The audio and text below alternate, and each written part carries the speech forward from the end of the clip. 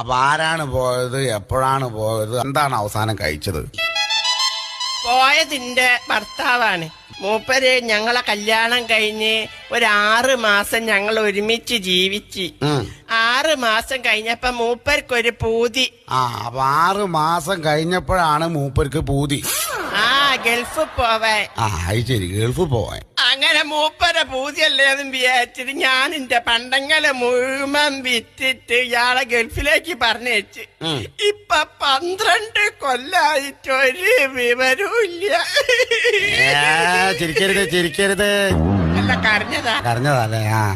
എന്തൊരാളാണ്ടോ ഈ മുത്തു പോലത്തെ പെൺകുട്ടീനെ 6 മാസം കൂടെ ഈ കഴിഞ്ഞിട്ട്. അല്ല മോളെ, കുട്ടികളുണ്ടോ? 4 കുട്ടികളുണ്ട്.